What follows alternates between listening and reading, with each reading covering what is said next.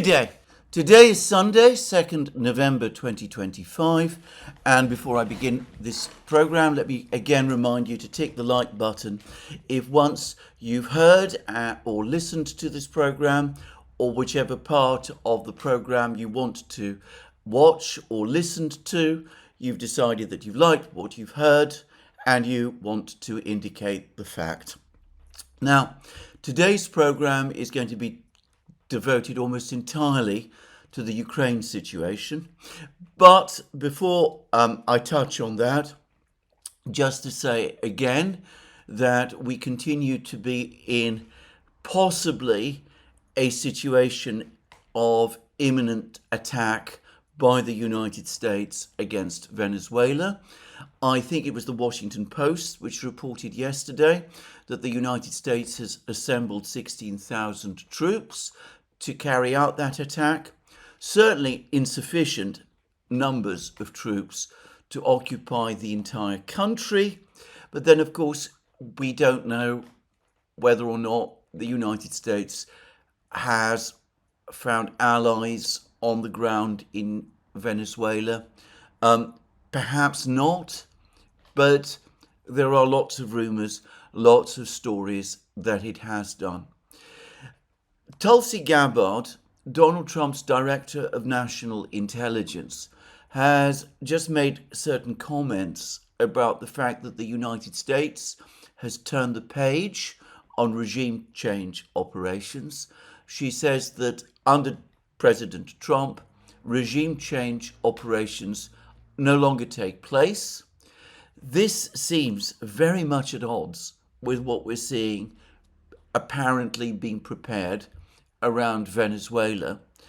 I wonder whether this isn't in fact a call from Tulsi Gabbard, who has a long history of opposing regime change operations, whether it isn't a call to the president to reconsider what he's doing and to exercise restraint and perhaps reverse course on what looks to me like a definite process towards intervention by the United States in Venezuela. On this whole topic of possible conflicts within the Trump administration, I've been receiving various messages from a variety of sources saying that there is a duel underway within the administration between the Vice President J.D. Vance and Marco Rubio, the US Secretary of State. I'm completely unable to confirm that that is so. To all outward appearances, there is no actual sign of that. But I was interested to see that today in The Guardian, there is a long article by my old friend Simon Tisdale, liberal interventionist, regime change supporter to the ultimate, in which he is saying the same thing, that there is in fact some kind of duel for the succession to Donald Trump taking place within the administration between Marco Rubio and J.D. Vance. Well, I have no idea where Simon Tisdale is getting this information. I have no idea whether it is right or wrong, but if such a duel is taking place, it's absolutely obvious to me that the regime changers, the neocons if you prefer, the liberal interventionists, as some of them perhaps still would prefer to call themselves, are very much in the ascendant and, in my opinion, likely to remain so. On the topic of Donald Trump himself, he has given, for me, a further sign of his ruthlessness and, some would say, treachery towards his friends. Viktor Orban, the Prime Minister of Hungary, his most consistent and reliable ally in Europe, the political leader who went far out on a limb to support Donald Trump during Donald Trump's days in the wilderness after the 2020 election, the person who has spoken in favour of Trump's election, unlike nearly all other European leaders, and who appeared to support Donald Trump's foreign policy when it looked as if it would be non-interventionist, has, I would say, been doubly betrayed by his erstwhile friend. Donald Trump, as we know, proposed a summit meeting between himself and President Putin in Budapest, taking Putin himself and the Russians by surprise. I've always thought myself that the idea for a summit meeting in Budapest and the venue for the meeting might have been suggested by Prime Minister Orban. But anyway, without explanation, without contacting Orban in advance, Trump simply cancelled the meeting, leaving his friend Viktor Orban, who had started preparations for the meeting and who had contacted Vladimir Putin, and I believe Donald Trump as well, to discuss those preparations. Anyway, it left Viktor Orban high and dry. Then, 10 days ago, the US administration, Donald Trump's administration, announced sanctions against the two biggest Russian oil companies, Lukoil and Rosneft. This is all part of the new American strategy of trying to suffocate Russia's oil exports in the misguided belief that this is going to strangle Russia's economy and deprive Russia of its ability to fund the war. Well, one country that depends heavily on imports of oil from Russia is Hungary, and that country also has a refinery which apparently is operated by Rosneft, the Russian state oil company, and which presumably therefore falls under the sanctions. Recently, the United States granted exemptions to Germany, which also has oil refineries that have some connection to Rosneft that used to belong to Rosneft. The United States agreed that despite the sanctions on Rosneft, these refineries could continue to operate and, of course, as everybody knows, refine crude oil, which I am sure originates ultimately from Russia. Viktor Orban, Donald Trump's friend, his ally, the man who put his whole political position in Europe at risk by supporting Donald Trump, asked for the same exemption to be provided to Hungary. And Donald Trump, saying again that Orban was his friend, has in public casually refused. I don't know how Prime Minister Orban feels about this. I sense that in fact and in practice Orban may actually believe that his political position in Europe is beginning to strengthen. After all, there's been a recent election in the Czech Republic, which has brought to power there, or will bring to power there, a new Prime Minister Babiš, who is likely, though not certain, to be an ally to Prime Minister Orban on certain issues at least. But anyway, I cannot imagine that Orban doesn't feel very bitter and very betrayed by the man he supported at such political risk to himself for the presidency of the United States. Anyway, that's all I'm going to say about this. Let's now turn to the situation in Ukraine. And, well, I'm going to start with that extraordinary adventure that I touched on yesterday, the helicopter incursion or attempted incursion into Pokrovsk. It turns out apparently 3 Black Hawk helicopters were involved, though the film only shows one, and there appears to have been some kind of landing of Ukrainian commandos. The Russians say that the entire group, which they say numbered 11, were killed. That would imply only one Black Hawk helicopter, by the way. I presume that's the number that would be accommodated in a helicopter.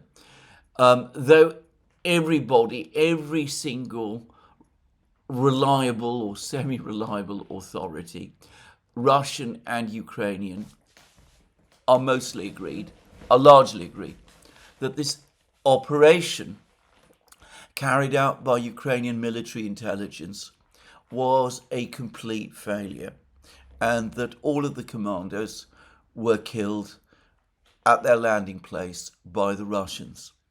The Russians, by the way, are saying, not the Russian Ministry of Defense, but Telegram and reporting channels that I sense have some connection to the Russian military, are saying that the Russians were observing the entire affair, and though I haven't heard reports, I haven't seen any confirmed reports that one of the helicopters was destroyed. If that were the case, as I saw reported briefly yesterday, it would not surprise me. Anyway, I am going to make a number of observations about this strange episode. Firstly, it has been claimed that the operation was commanded and led by no less a person than General Budanov himself. Budanov is, of course, the head of Ukrainian military intelligence. I spoke about an astonishing meeting that took place in Kiev, chaired by President Zelensky, in which President Zelensky made a whole succession of, I thought, astonishing, even deranged comments, which showed his complete disconnection from the realities of the situation on the battlefield. And I mentioned the fact that Budanov himself, who has been increasingly critical of the state of the war, of the state of military operations in Ukraine, that Budanov himself wasn't attending the meeting. And I said in my program yesterday that I thought that might be because he is in disfavor with Zelensky and disapproves and disagrees with some of the surreal comments that were made over the course of this meeting. It now perhaps is more likely that the true reason Budanov was not present at this meeting was that he was conducting this operation, this attempted operation in Pokrovsk. So that's the first thing to say. The second thing to say is that if Budanov himself was in charge of this operation, was taking personal charge of this operation, then that shows that this was an operation given extremely high priority by the Ukrainian leadership. One doesn't ask the head of military intelligence to take direct responsibility for an affair like this unless this was an extremely important operation indeed. Thirdly, a further sign of how important this operation was is the fact that at least one, perhaps two, and maybe even three US Black Hawk helicopters were used. Now, I have to say this came as something of a surprise to me because I did not recall when I first heard of this that the United States had in fact supplied Black Hawk helicopters to Ukraine. I know that the United States has at various times supplied Mi-17, Russian-built Mi-17 helicopters to Ukraine. These were helicopters that Russia sold to the United States when relations between Russia and the United States were quite friendly, and which were intended for use in Afghanistan. The Mi-17, for all kinds of reasons, is apparently better suited to the very high altitude, very mountainous, very bleak territory, territory with little infrastructure and few facilities, which is, of course, Afghanistan.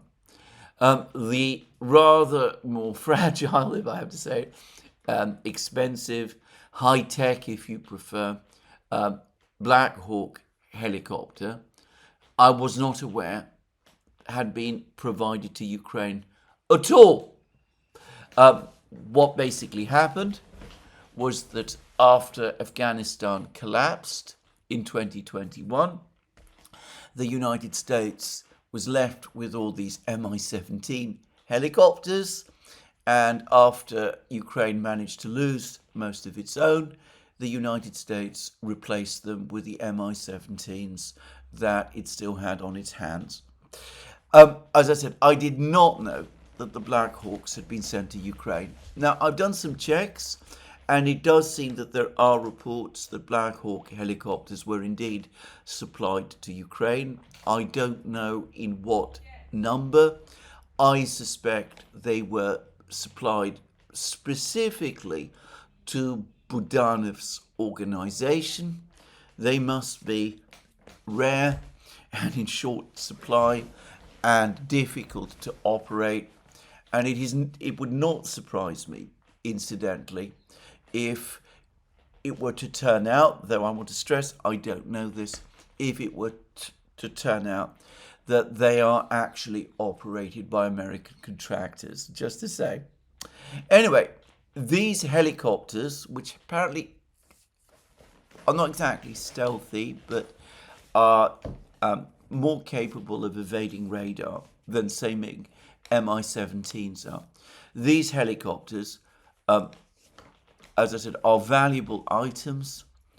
The Ukrainians would only put them at risk for a very, very high-end operation. Now, that then brings us to what the purpose of this operation was, because the narrative in Ukraine and on some of the Telegram channels, which are still hailing the success of this operation and are claiming that it has been entirely successful and will enable Ukraine to reverse the outcome of the Battle of Pokrovsk. Anyway, these claims all appear to imply that this operation was in some way intended to affect the course of the battle itself.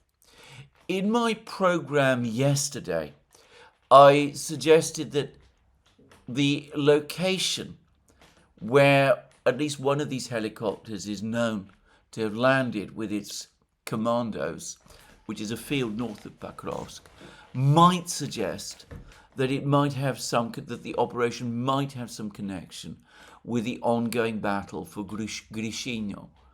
But if so, would Black Hawk helicopters be used? Would Budanov himself be involved? I have to say this, to me, what this operation looks like is more like some sort of attempted extraction. Back during the siege of Mariupol in May 2022, I remember that Ukraine was sending helicopter after helicopter across the Sea of Azov to besieged Mariupol in order to extract key functionaries of the Azov organization. There was much speculation about other people who might have been extracted as well. I remember being bewildered about this operation and the extraordinary profligacy in lives of personnel and of helicopters that were involved in carrying it out. And I remember commenting at the time at how extraordinary it was that so many resources were being expended on extricating, well, it was not exactly clear who, and has never been fully made clear who, though it does seem as if members of the Azov Brigade were, as I say, senior officials of the Azov Brigade were the main beneficiaries of this operation. But anyway, I wonder whether something similar wasn't being attempted here as well.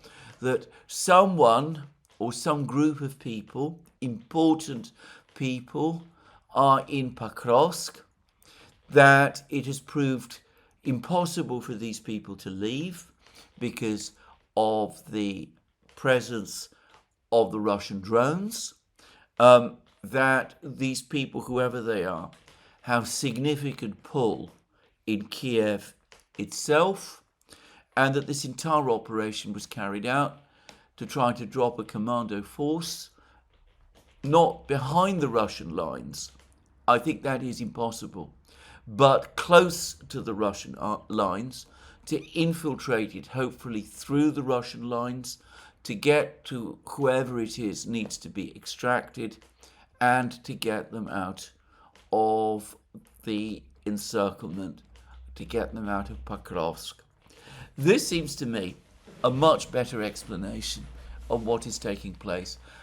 I cannot seriously believe that 30 men, which might have been the total number, committed to this enterprise, or 11 men, as has been alternatively suggested, can have been assumed, even by the currently, shall we say, detached from reality Ukrainian leadership, cannot have been believed by them to be remotely sufficient to turn the tables in the Battle of Pokrovsk. It seems to me much more likely, and as I said, I want to stress this is purely my own guess, that the Ukrainians were trying to extract someone or some people. Anyway, that's all I'm going to say about this affair. There is a huge amount being written about it, including on the Ukrainian side of the internet. Some of the comments about it are extremely harsh. To those who still believe that this operation was successful, I would say that the overwhelming view of even the most hardline Ukrainian bloggers, at least the reliable and well-informed and intelligent ones, about the entire operation is scathing. I'm just going to read what Yuri Butuzov, one of the Ukrainian military bloggers, has written about it. And I should say that what he says here is fairly typical. I saw how a wave of approving reviews is spreading on social networks about how one general, he means Budanov, sent a landing force in the form of 2 squads of fighters to the outskirts of a semi-encircled city, he means Pokrovsk. In reality, from a tactical standpoint, in modern warfare, landing 2 squads of fighters in an open area within a kill zone visible to enemy drones is an illiterate tactical decision. Firstly, in modern warfare, overcoming a kill zone is only possible with a maneuver hidden from drone observation. Any demonstrative actions are noticed by the enemy, and then everything, including guided bombs, is launched at the fighters and their cover. Secondly, 2 special forces squads cannot significantly influence the situation in a city contested by several brigades and regiments.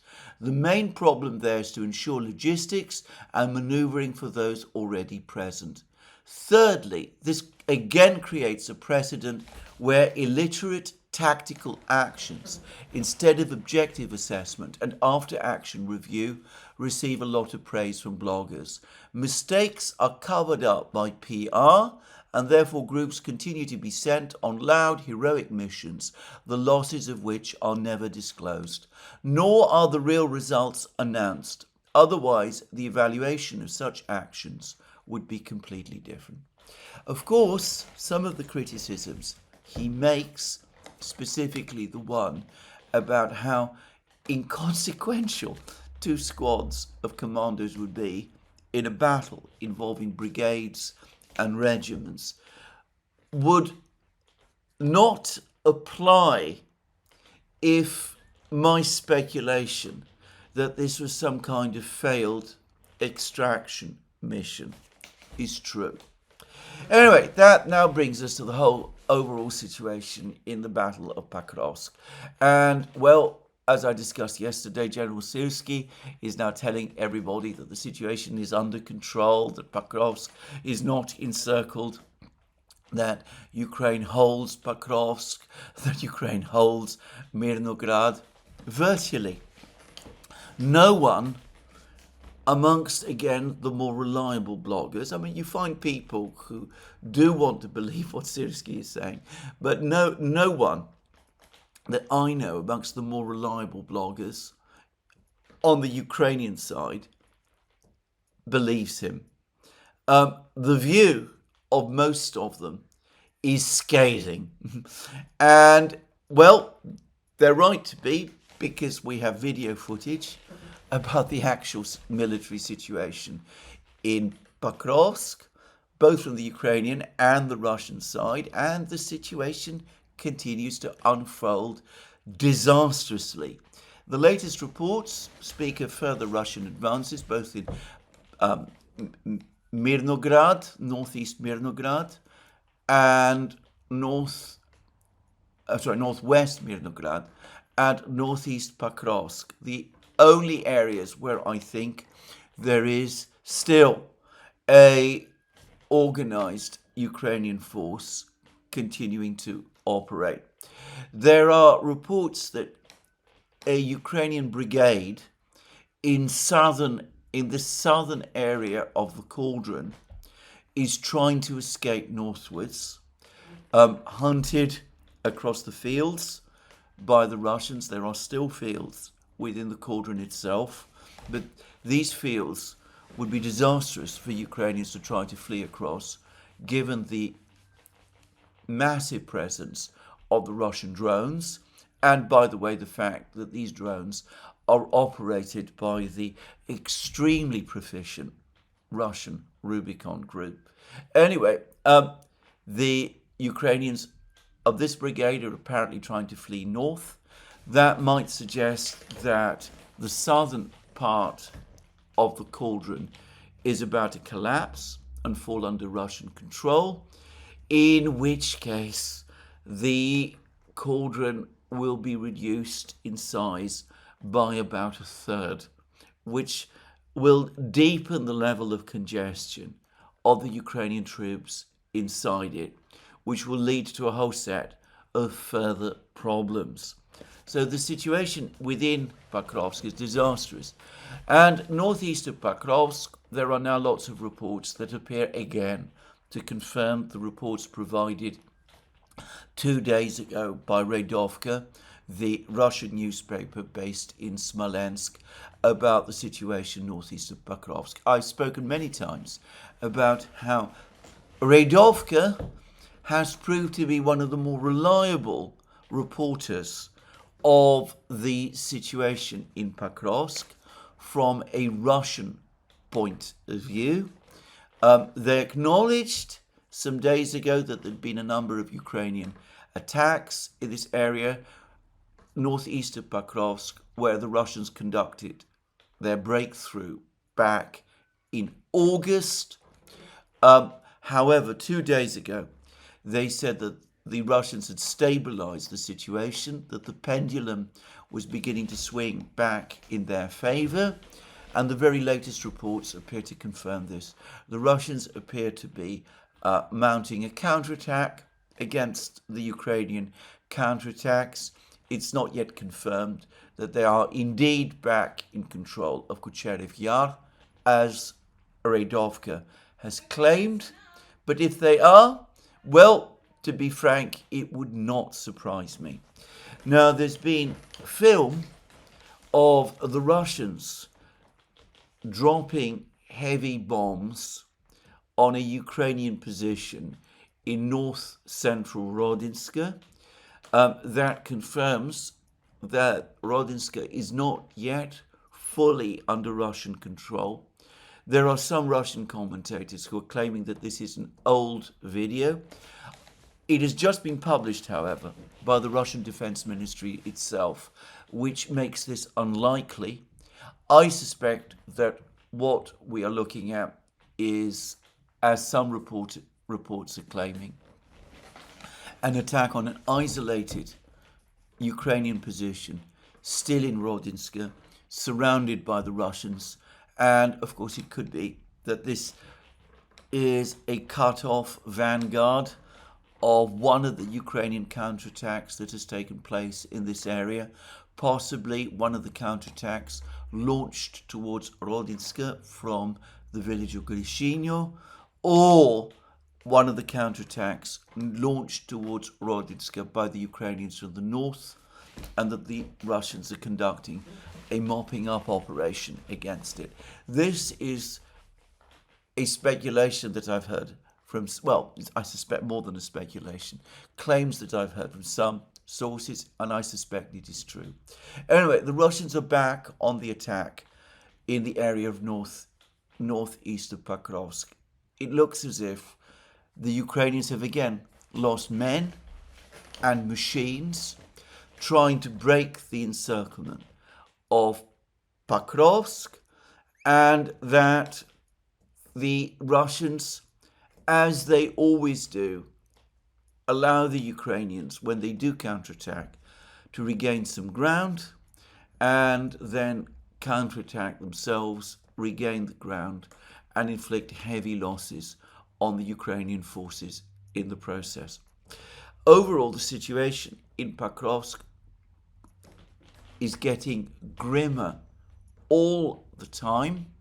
The Russian Defense Ministry claimed yesterday that some Ukrainian troops within the Pokrovsk cauldron are starting to surrender, though I have to say that the film that the Russian Defense Ministry provided only showed 2 such Ukrainian troops.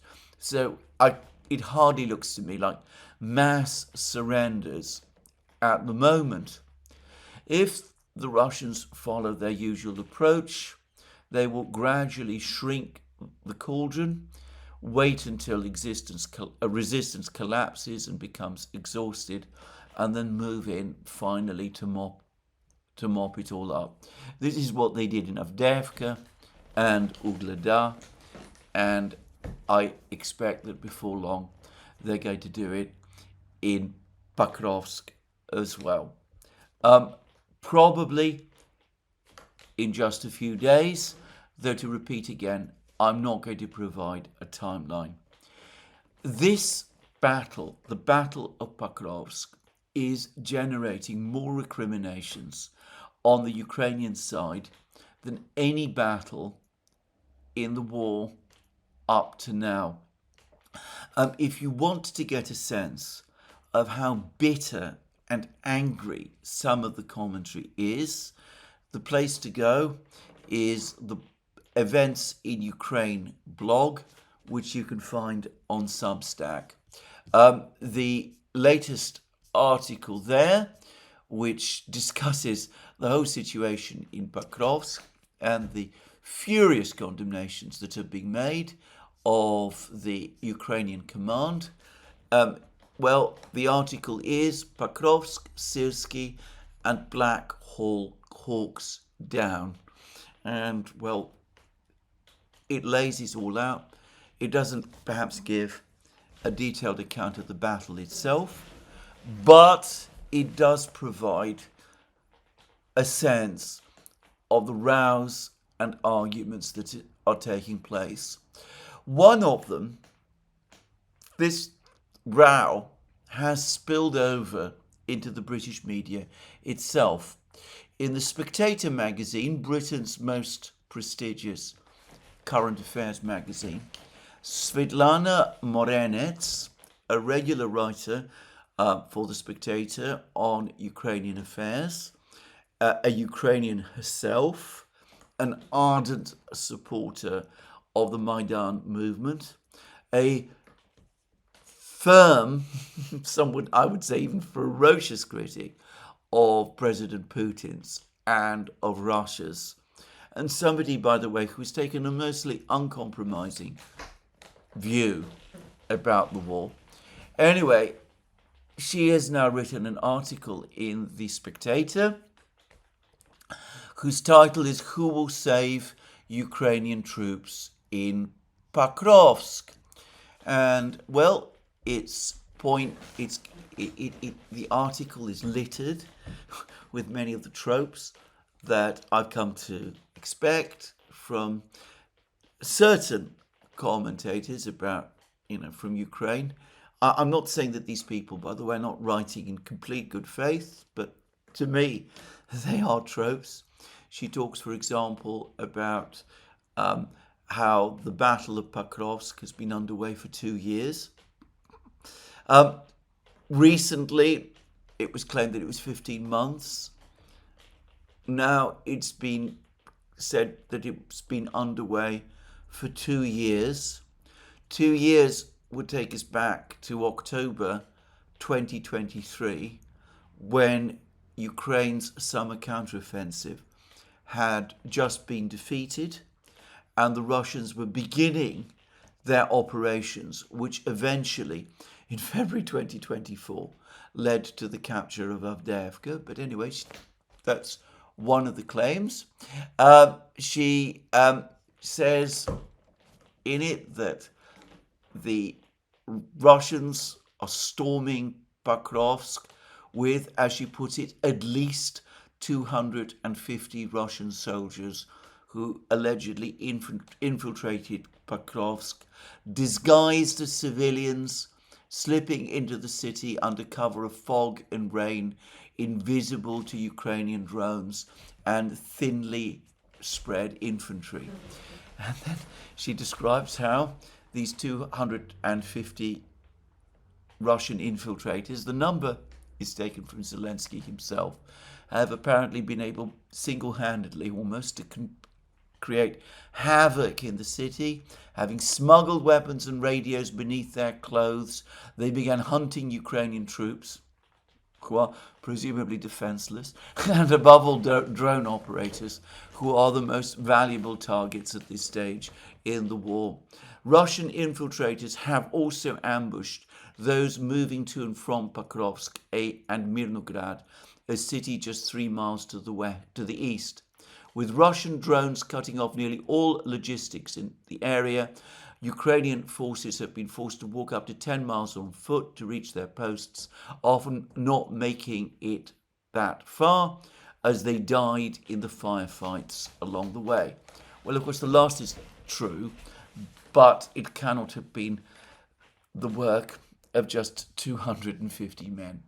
And elsewhere, there are claims that the Ukrainian troops in Pokrovsk face a terrible fate unless they are withdrawn quickly.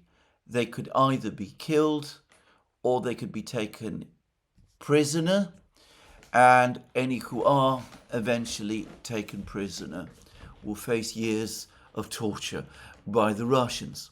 So there's a lot of that sort of thing there in this article.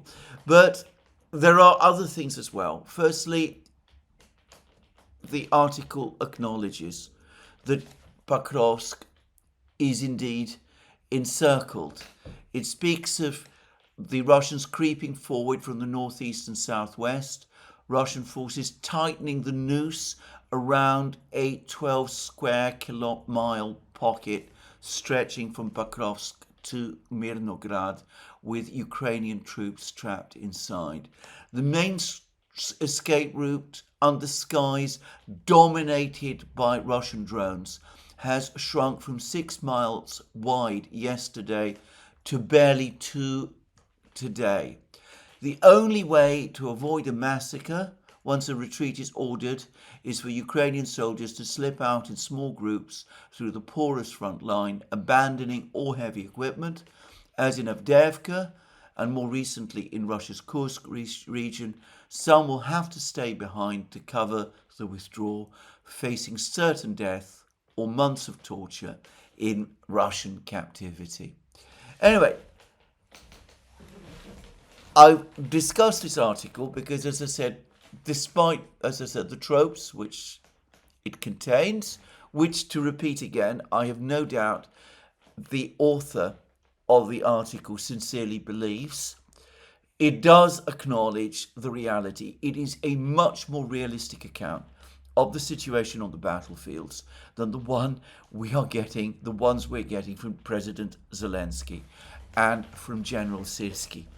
And in fact, it provides us actually with some information which presumably Svetlana Mironets has obtained from Ukrainian sources, such as that the total area of the cauldron, of which she has provided a map, which I would say is roughly accurate, is 12 square miles.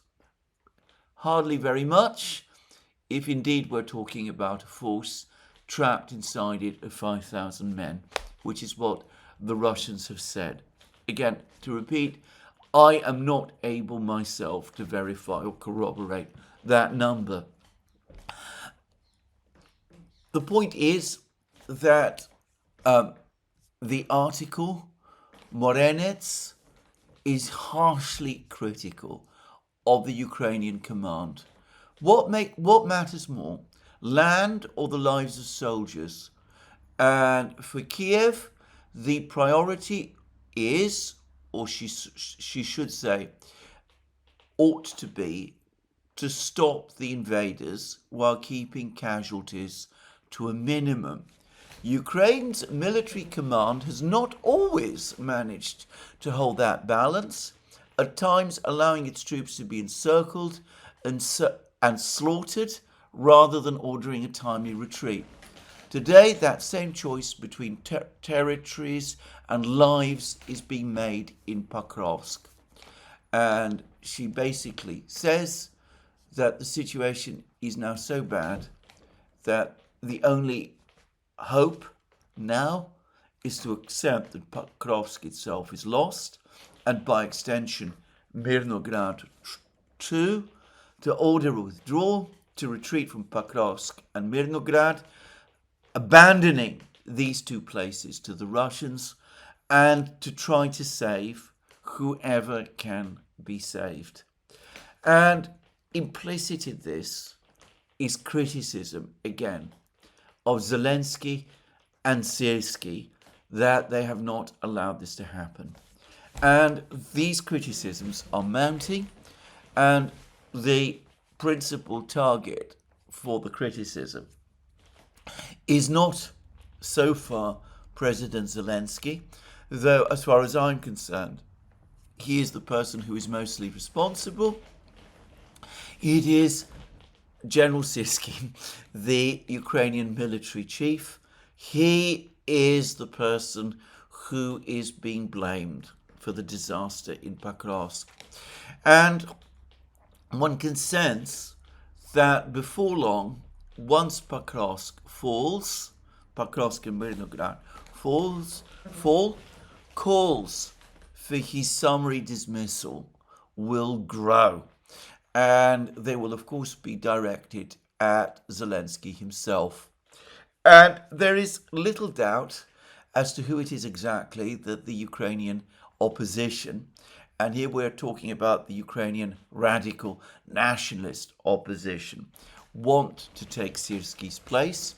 They want him to be replaced by General Drapati, the commander of Ukraine's ground forces, who is a close ally, or so many believe, of the Azov Brigade and of Belitsky, the founder of the Azov Brigade, the ultra-nationalist brigade, which has become increasingly influential in the Ukrainian command system. Now, one of the people who is advocating most loudly for Drapati's appointment is Mariana Bezuglaya, who contrasts Drapati's alleged competence with Syrskyi's serial incompetence. Now, there may be lots of truth to this. I am not able to assess the competence of Ukrainian generals. I have heard that Drapati is an altogether more popular and liked commander than Syrsky. And as I said, there are reports that he took the humane decision some days ago to order the Ukrainian troops in Kupiansk to withdraw, and we come to that shortly. But whatever, I doubt that even the most brilliant commander at this stage in the war would be able to change the overall military situation decisively. And it is important to bear in mind that the commanders on the Russian side, the Russian commanders, are thoroughly competent and professional officers as well. I suspect that they're at least the equals of General Drapati. If this happens, were this to happen, were Syrsky indeed to be dismissed after the fall of Pokrovsk, which is, I think, universally acknowledged now, bound to happen. We see that Moronets and others are basically saying the time has come to call it a day in Pokrovsk and to retreat from there. If this dismissal does occur, then I'm going to say that it is a blow to Zelensky himself, and it would have important implications for the future course of the war. Because if it is true, as events in Ukraine is saying, that Drapati is a close political ally of the Azov Brigade, then it would seem to me that this would be in effect an internal coup within Ukraine by the Azov Brigade. They would have wrested control of the higher military leadership of Ukraine from the conventional Ukrainian armed forces by getting their own man in place. Now, were that to happen, it becomes even less likely, it seems to me. I don't think it's at all likely anyway, but it's be less likely still that these people would accept any kind of political compromise. We would not only see the war continue, but we would see a further radicalization within the Ukrainian political system, and perhaps an even more ruthless targeting of political forces or people inside Ukraine who appear to be at least willing to contemplate the idea of some kind of compromise. And of course, Zelensky himself would perhaps remain president, but his political room for maneuver would have been reduced. Dismissing a general, Drapati, who would have been put in place by the Ukrainian nationalist brigades, might invite major trouble, which I doubt that Zelensky himself would want to see. So, whilst I can't really imagine Zelensky falling at any time. And I noticed that the Azov Brigade and its supporters are careful not to criticize him. I think they realize that removing Zelensky would provoke a political crisis and perhaps accelerate processes of disintegration within the Ukrainian state and society, which they obviously do not want to see. Nonetheless, I can't imagine that Zelensky will have the degree of control over Ukraine that he has at the present time. That might mean, by the way, that he will try to stick with Syrskyi, though I suspect that after the fall of Pokrovsk, Syrskyi's reputation is going to be so damaged that it's difficult to imagine that holding on to him is going to be very easy. Anyway, that is the situation in Pokrovsk, and as I said, we see how bitter and angry about it, the whole situation there, the Ukrainians are becoming. But the situation is pretty dreadful for the Ukrainians in every other place as well. Now, in Kupiansk, there were reports yesterday, some of which appeared to come from the Russian Ministry of Defense itself, though I will say that I don't wholly understand all of the reports it's providing. Anyway, they suggest that the Russians, who are firmly established now on the west bank of the Oskol River, have crossed into the east bank of the Oskol River, in other words, into the area where the Ukrainians are trapped and are conducting an operation there, even as Russian forces that have encircled the Ukrainians on the east bank of the Oskol River are now pressing on the pocket as well. And it has been suggested that what is happening is that the pocket is collapsing, that the Ukrainian forces in this cauldron are now exhausted and basically so short of ammunition and supplies that they're no longer able to put up much resistance, and that the moment has come, therefore, for the Russians to clear out the pocket.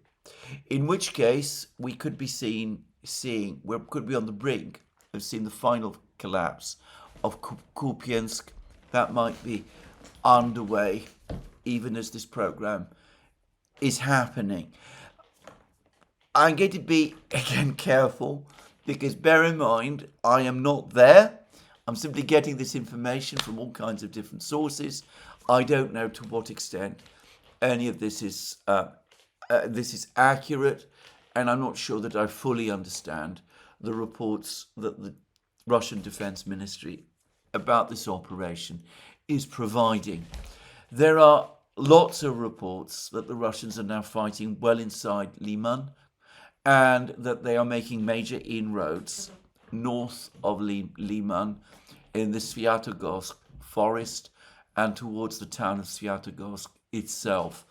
The objective, as some say, is to cut all the supply routes to Liman, but I suspect also to obtain forward positions from which Russian drones can operate, and can operate to cut off the supply lines to Slavyansk and Kramatorsk from the west, from the north and the west.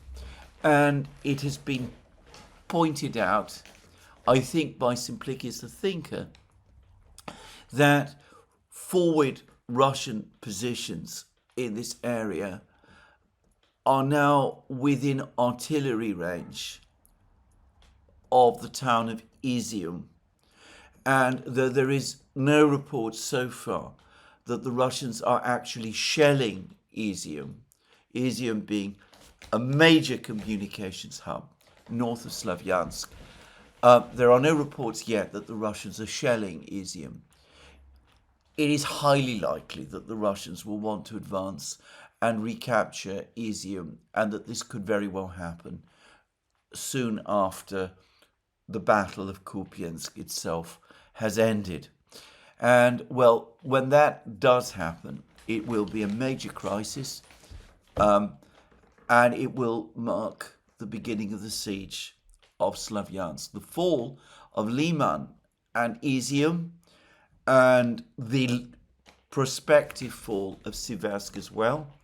All of these together will undoubtedly, taken together, result in the beginning of the siege of Slavyansk and the cracking of Ukrainian defenses in Donbass. Now, on the question of the fighting in Slavyansk, there is some questions about whether the Ukrainians have conducted a successful counterattack in the village of Yampol. The Ukrainians often conduct counterattacks of this kind. They never have anything other than ephemeral success. I am not going to waste time discussing it. I have no doubt at all that within the next couple of days, Yampol will be firmly under Russian control. In all other respects, the siege of Siversk also appears to be tightening. And again, I suspect next week we will be talking about a Siversk cauldron as well. And in the Zaporozhye region, the Russians continue to advance, and fighting is now underway in Uspenovka, the village on the west bank of the Yanchur River. As soon as it is captured by the Russians, the siege of the much bigger and more important town of Gulyapolye will begin, and that will be the first stage towards the eventual Russian siege of the city of Zaporozhye, assuming that that battle is indeed coming. And we don't get some kind of ceasefire or negotiation in between, which, to be frank, I think is now becoming vanishingly unlikely. And, well, there have been more Russian drone and missile strikes. And yesterday, Ukrenergo, the Ukrainian energy company, big energy company, reported again that there are likely to be major blackouts and power outages in Ukraine during the winter. And altogether, the situation continues to be appallingly bad. Now, The Economist, British magazine, has said that Ukraine will need $360 billion of funding to cover its defense needs for the next 2 years. That, of course, on the assumption that Ukraine remains in the battle throughout that time. And The Economist says that this is an enormous amount of money, but nonetheless it would be money well spent because, well, if all that money were indeed to be provided to Ukraine, it would weaken Russia in some sort of ways. Now, here, it's perhaps making a number of points, which is that not only is this a fantastically huge amount of money, it is much more than the 140 billion euro loan that the European Union is trying to cobble together based on the Russian frozen assets. That project is already running into problems. The political will to make it happen continues to be there, certainly on the part of some governments. It might eventually come to pass, but as we can see, it is less than half of the money that The Economist says Ukraine needs simply to be able to afford weapons. And I think it's events in Ukraine who pointed out that even as Russia's defense spending appears to have plateaued, Russia's defense budget, is scheduled to fall slightly next year. Ukraine's defense budget is soaring. It is now at roughly 2/3 of Russia's level. And that is astonishing, given the enormous discrepancy in combat power between the Russian army and the Ukrainians. Russia has an air force, it has aerial bombs, it has far more drones, it has far more missiles. By all accounts, it has far more tanks, it produces more artillery than the entire collective West. That was again confirmed by a NATO official just a few days ago. So where is all of this money that Ukraine is spending on the war actually going? Well, part of it, of course, is on buying Western weapons, and Western weapons are phenomenally expensive.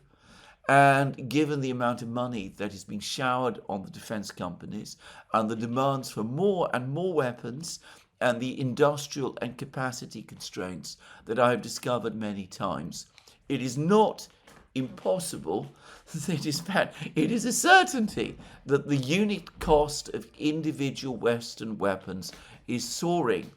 As I have discussed on many occasions, if you can only produce a fixed number of weapons, but you throw vast sums of money at your defense industries to try to get them to produce more, you might increase production to a certain extent, but the inevitable result also will be that the cost of each weapon is going to increase unless you can somehow revolutionize the production process, which takes time and which has not successfully happened anywhere in the West. So the cost of Western weapons is part of the explanation. I can't help feeling that a further reason is the enormous amount of corruption that there is in the procurement process, which I suspect, as the situation in Ukraine deteriorates, is now intensifying. There have been two articles in the media, the Western media, about this. One from the Financial Times, one from the Washington Post, each referring to two completely different companies producing entirely different kinds of weapons, each of which speak of how these companies were insignificant operations that had no connection with the military-industrial complex or producing weapons of any kind, how they suddenly received enormous contracts from the Ukraine to produce weapons, which they were completely and unsurprisingly unable to fulfill. And in both cases, there's investigations as to what exactly took place. And I can tell you exactly what took place. Most of the money probably never reached the companies themselves. Almost certainly much of it was recycled within Ukraine itself and has ended up in all sorts of interesting accounts, in all sorts of interesting places around the world. Probably the people who are in charge of these companies themselves were not really involved. I suspect they might have been selected at random, perhaps, by people in Ukraine itself who had their own rather more, shall we say, mercenary intentions behind all of this. And, well, one of those events, one of those episodes began in 2022, right at the start of the special military operation. But with the situation for Ukraine deteriorating now rapidly, I suspect that the pace of this is increasing. And this explains why the defense budget is ballooning in this way. My colleague and friend Alex Christoforou talks repeatedly about the extent to which Project Ukraine must also be understood as a grift, and about that I have no doubt that he is right. And what we see is that as the sense that the end is drawing closer strengthens the need to get the money, to put it in the suitcases, to get it out of the country, to place it in all of these interesting accounts, in all of these interesting places, how that is intensifying and is now rapidly getting out of control. It is a clear sign, notwithstanding what The Economist is saying, that the end is approaching. Now, on this, by the way, it's perhaps worth pointing out that in terms of the Russian defense budget, the reason it is now able to fall slightly is because the major investments in expanding production, which are always very expensive and very difficult, will by now have been made. The production lines will have been restored and renewed. The workers will have been recruited. The bonuses, the big bonuses, will have been paid. The contracts with the suppliers will have been sorted out. The suppliers themselves will have got their work sorted out. And the major task of design will also have been done. So from this point onwards, it's no longer a case of having to expand. It's rather a case of maintaining current rates of production, which are more than adequate.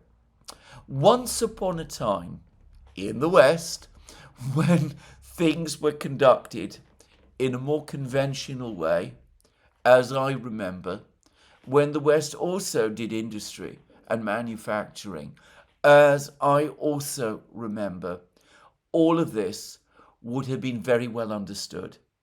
I don't think it is understood so well now.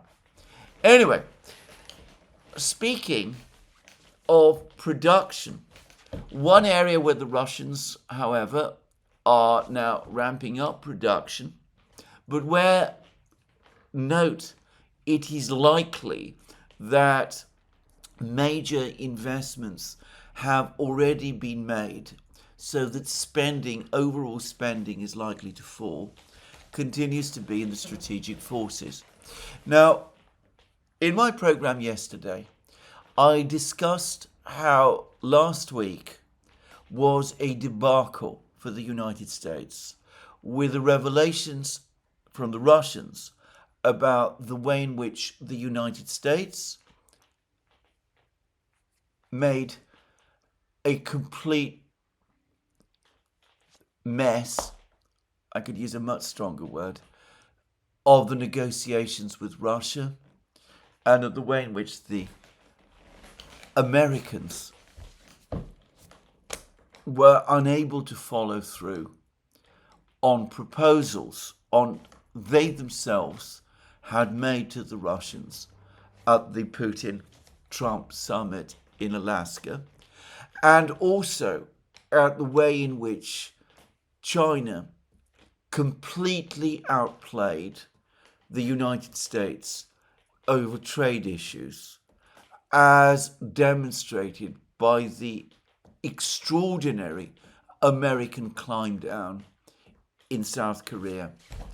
I didn't mention the military developments, the strategic military developments that are taking place as well.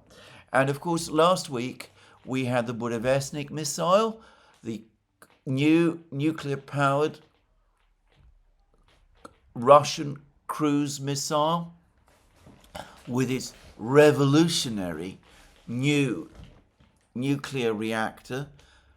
I have, by the way, received some information, some suggestions about this, including from one Russian source, which is that the reactor has some form of liquid metal cooling, perhaps using lead bismuth alloys and that sort of thing. I'm not going to pretend that I understand that very well, but it would not surprise me because the Russians have a long history of work in liquid cooling of reactor units. Those of us who went through the Cold War remember how in the 1960s the Soviet Union produced a special fast nuclear power submarine, the Alpha class submarine, which famously had liquid cooled reactors which were capable of extraordinary levels of power. It could be, it's entirely plausible, that the Russians have continued to work on this technology and have greatly enhanced it, and have also somehow managed to miniaturize it. Obviously, there are many unanswered questions, and I'm not going to speculate on this further. It's been suggested that such a reactor can be switched on quickly, but that it is extremely difficult to switch it off because the liquid metal can harden, quite likely. I'm not going to get into a discussion about this, but again, to repeat a point that I made a few days ago, when revelations about this miniaturized reactor appeared, it could very well turn out that this technology does indeed have civilian applications, and I suspect it does. Anyway, we had the Budapest missile, we had the Poseidon nuclear-powered submarine drone, and yesterday Russia also produced the first serial submarine, which is its launch platform. My understanding is that the Poseidon submarine drone, its development was completed around 2 years ago. But the launch platform, the main launch platform, the Khabarovsk class submarines, was still under construction. And indeed, construction had slowed, not because of the special military operation, but because production of ballistic missile submarines, the Borei class, on which the Khabarovsk class submarines are based, was given in Russia higher priority. Well, now the Khabarovsk class, the first, has been launched and is about to enter service, and it will field apparently up to 6 Poseidon submarine drones. And I've heard that another 4 units of the Khabarovsk class are either under production or are planned. Many people in the West, by the way, are oblivious to one of the dramatic changes that has taken place this millennium, which is the extraordinary revival of Russia's submarine force. This was one of the biggest, perhaps the second biggest in the world during the Cold War. Then it basically went into major decline during the Cold War. Then it went into major decline after the end of the Cold War.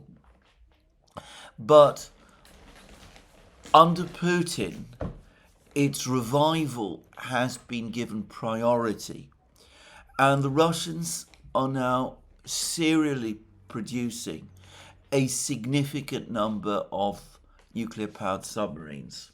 They've been producing at a steady rate Borei class strategic ballistic submarines, the very advanced Yasen class hunter-killer submarines, which can also launch cruise missiles, and also they produce diesel-electric submarines, and they are now producing Khabarovsk-class submarines as well. I believe I'm right in saying that Russia's submarine program is perhaps now the biggest in the world, bigger even than those of China and the United States.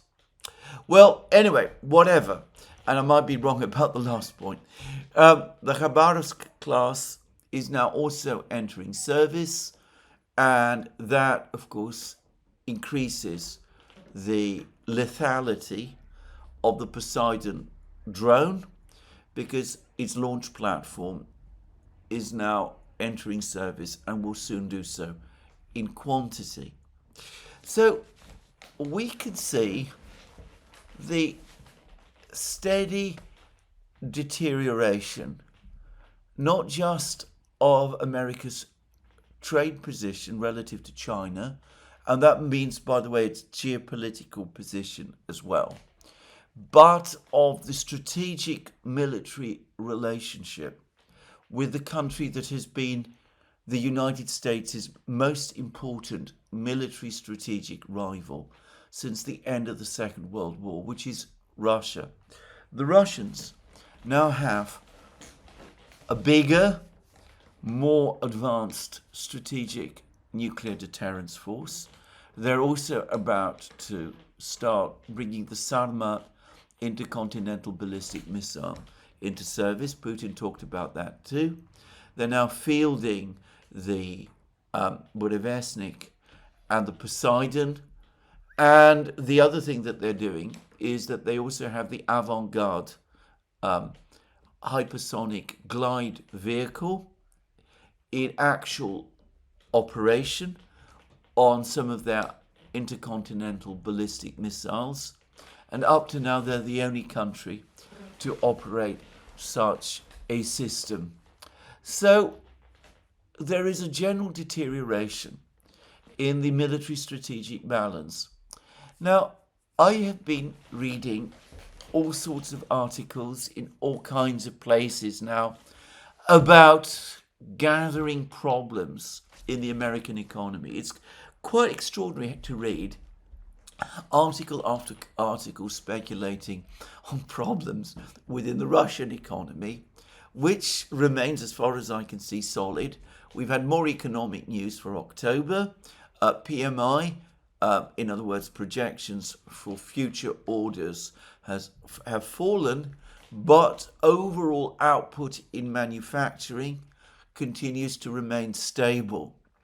And Nabulin, the central bank chair, has given a, I think, realistically optimistic perspective of the Russian economy's overall future. She says that inflation is indeed now basically under control, and the economy is not in recession or anything remotely close to that, but it is cooling. The period of overheating is ending.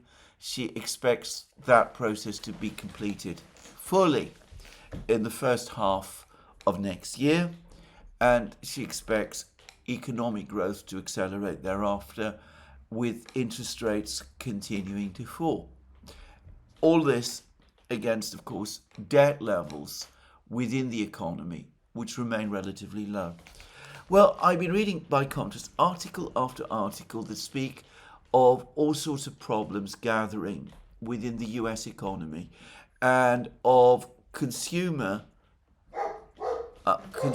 confidence falling, and buying by consumers reducing, this in the run-up to the Christmas season, and also of consumer credit starting to dry up. And by the way, my sense is that something not dissimilar is happening in Europe and in Britain as well. It's been pointed out that in Germany,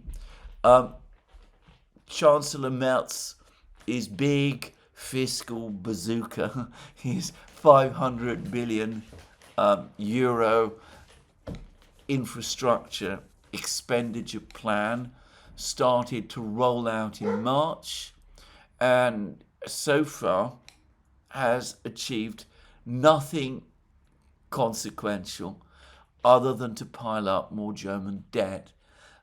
Industrial production in Germany appears to be falling off a cliff, and apparently consumer confidence there is deteriorating also. Now, geopolitics is very closely correlated in the end to economics. A country can go through hard times and still, in fact, improve its geopolitical position. It has happened in the past, but mostly, it is countries whose economies are strong and growing that see their geopolitical influence expand and which conduct their foreign policy with greater confidence and which are in a stronger position relative to their geopolitical rivals. If it is indeed the case that the United States is already in recession, and I know that this is an increasingly widespread view, and that the AI boom is mostly a stock market phenomenon, which I know is also a widespread view. I am not saying it is true. I don't know. I just read this in many places all the time. Then all of this is going to have a very negative impact on the Trump administration's ability to conduct diplomacy next year. And of course, it will also inevitably impact on the president's domestic political situation as well. I say all of this very tentatively, but 2025 was, in my opinion, his big year of opportunity. This was when he was going to be strongest. This was the year when he had confounded his enemies by winning a second term, overcoming all of the many obstacles that was placed in his way. This was the year for him to sort out a deal with the Russians and to end America's involvement in Ukraine, to recalibrate US foreign policy and foreign relations, and perhaps to come to some kind of understanding with China.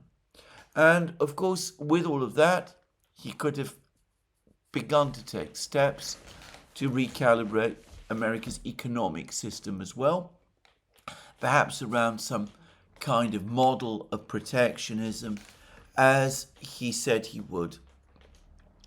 During the election, it's increasingly looking to me as if he's thrown that chance entirely away. He's made no progress at all with the Chinese. In fact, they've humiliated him. He's botched his attempts to sort things out with the Russians.